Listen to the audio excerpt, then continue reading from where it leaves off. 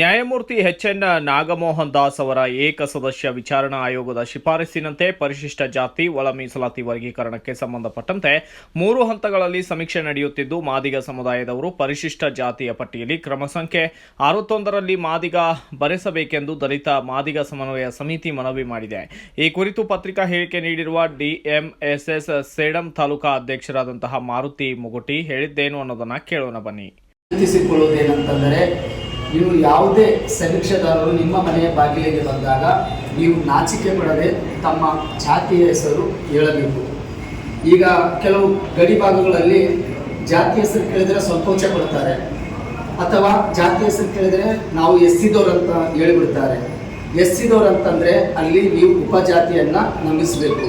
ಎಸ್ಸಿಯಲ್ಲಿ ಮಾದಿಗ ಅಂತ ನಂಬಿಸಿ 61 ಕ್ರಮ ಸಂಖ್ಯೆಯನ್ನು ನೀವು ಹೇಳಬೇಕು. ಮತ್ತೊಂದು ವಿಶೇಷವಾಗಿ ಇಲ್ಲಿ 3 ತಂಡಗಳಾಗಿ ಸಮೀಕ್ಷೆಯನ್ನು ನಡೀತಾ ಇದೆ. 17ರಿಂದ 19 ಮನೆ ಮನೆಗೆ ಭೇಟಿ ಕೊಡ್ತಾರೆ ಮತ್ತು 19ರಿಂದ 23 ಮತಗಟ್ಟೆಯಲ್ಲಿ ಆ ಮನೆಗಳಲ್ಲಿ ಕೆಲವು ಹಳ್ಳಿ ಪ್ರದೇಶಗಳಲ್ಲಿ ಯಾರು ಕೆಲಸಕ್ಕೆ ವಲಸೆ ಹೋಗುತ್ತಾರೋ ಅಂಥವರನ್ನ ಮತ್ತೆ ಒಂದು ಮತಗಟ್ಟೆಯ ಮುಖಾಂತರ ಅಲ್ಲಿ ಒಂದು ವ್ಯವಸ್ಥೆ ಮಾಡಿಕೊಳ್ಳುತ್ತಾರೆ.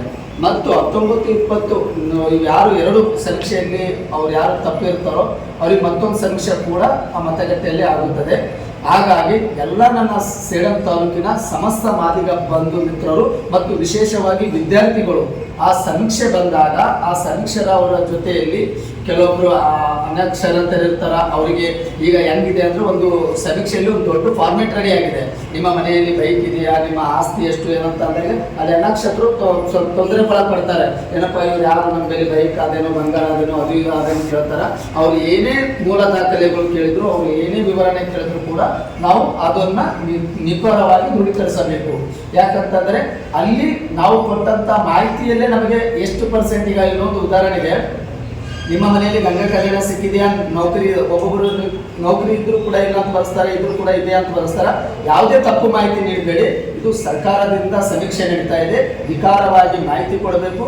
ಬಂದವರನ್ನ ನಿರ್ಲಕ್ಷ್ಯ ಮಾಡಬಾರ್ದು. ಬಂದರ ಏನು ಮಾಡ್ಕೊತಾರೋ ಏನಿಲ್ಲ ಅಂತ ಅವರಿಗೆ ವಿಶೇಷವಾಗಿ ನನ್ನ ಗಡಿ ಭಾಗಗಳಲ್ಲಿ ಯಾರು ಬಂದ್ರೆ ಏನು ಮಾಡ್ತಾರ, ಎಲ್ಲ ಎಲೆಕ್ಷನ್ ಬಂದಾರೇನೋ, ನೀವು ಎಲೆಕ್ಷನ್ ಪ್ರಯುಕ್ತವಾಗಿ ಬರ್ತಾರೇನೋ ಅಂತ ಒಂದು ತಲೆಯಲ್ಲಿ ಇರ್ತದ. ಅದಕ್ಕೆ ಕಲಿತಂಥ ವಿದ್ಯಾರ್ಥಿಗಳು ನಾವು ಅವರಿಗೆ ತಿಳಿಸಿ ಹೇಳಬೇಕು. ಇವರು ಜಾತಿ ಗಣತಿ ಮಾಡಲಿಕ್ಕೆ ಬಂದಾರ, ವಿಕಾರವಾದ ಮಾಹಿತಿ ಕೊಡಬೇಕೆಂದು ನಾನೆಲ್ಲ ಸೇಡಂ ತಾಲೂಕಿನ ಮಾದಿಗ ಸಮಾಜದ ಯುವ ಮಿತ್ರರಿಗೂ ಮತ್ತು ಹಿರಿಯ ಹೋರಾಟಗಾರರು, ಈ ಹೋರಾಟಗಾರರು ಮತ್ತು ಸಂಘಟನೆಗಾರರಿಗೂ ನಾನು ಒಂದು ಹೇಳಲು ಇಷ್ಟಪಡುತ್ತೇನೆ.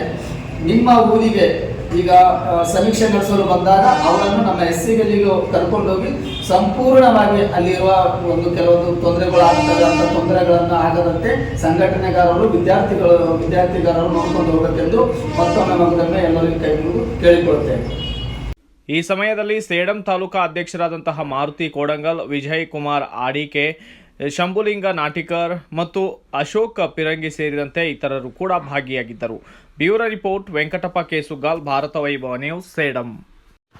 Thanks for watching. Read, discuss and debate with editor Dr. Yan Prashant Rao. Wanted reporters in print, digital and visual media for Bharat Vaibhav Daily Newspaper, BV News 5 Channel and BV Fast Web News from all the talukas of Karnataka, Goa and Maharashtra. If interested, send your resume to 9019229369.